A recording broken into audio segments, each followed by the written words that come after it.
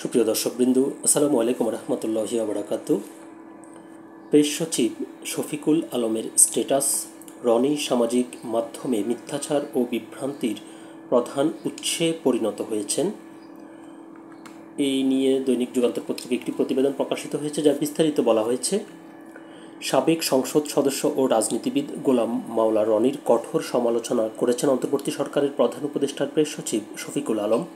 বলেছেন, গোলাম মাওলা রনি এখন টেলিভিশন, টকশো ও ইউটিউব ভিডিওগুলোর মিথ্যাচার ও বিভ্রান্তির অন্যতম প্রধান উৎসে পরিণত হয়েছেন।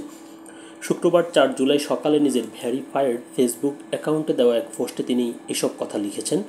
শফিকুল আলম বলেন, গোলাম মাওলা রনি এখন আমাদের টিভি, টকশো ও ইউটিউব ভিডিওগুলোর মিথ্যাচার ও বিভ্রান্তির অন্যতম প্রধান উৎস। তিনি লেখেন, সম্প্রতি সময় টিভির এক টকশোতে রনি দাবি করেছেন যে নূর হোসেন স্বৈরাচার বিরোধী আন্দোলনের কিংবদন্তি শহীদ নাকি জনতার হাতে নিহত হয়েছেন। জুলাই আন্দোলন কেন অনিবার্য ছিল? চতুর্থ পোস্টার প্রকাশ করল প্রধান উপদেষ্টার কার্যালয়। চূড়ান্ত হয়নি যুক্তরাষ্ট্রের সঙ্গে শুল্ক চুক্তির খসড়া, চলবে আরও দর কষাকষি। এসব মন্তব্যের তীব্র প্রতিবাদ জানিয়ে প্রেস সচিব লেখেন, আমরা সবাই জানি 1987 সালের 10ই নভেম্বর জেনারেল এরশাদের নিরাপত্তা বাহিনী গুলি করে হত্যা করেছিল নূর হোসেনকে।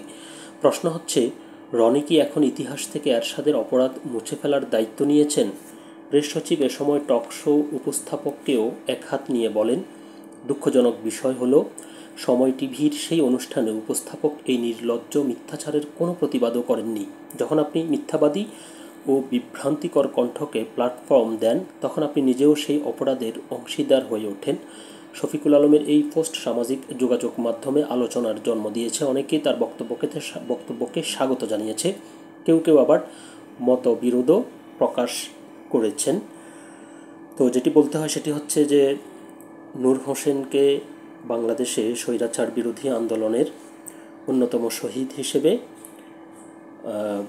প্রায় সব রাজনৈতিক দল এবং স্বৈরাচার বিরোধী ও গণতন্ত্রকামী মানুষ তাকে একজন আইডল হিসেবে দেখে এবং প্রতি বছর এই নূর হোসেন দিবস নামে একটি দিবসেও তাকে শ্রদ্ধা জানায়।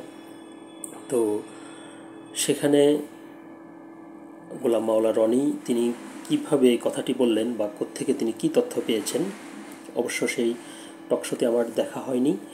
তো এই গোলাম মাওলা রনি ভালো বলতে পারবেন।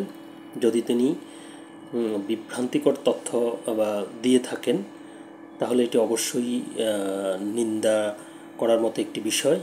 কারণ যে বিষয়টি একটি মীমাংসিত বিষয় এবং তিনি যদি বলেন যে তার কথা সত্যি, তাহলে এই যে এত বছর পর্যন্ত যে মানুষ যাকে সম্মান করলো, শ্রদ্ধা করলো, তাহলে তো সেসব ভুল বা মিথ্যা হয়ে গেল।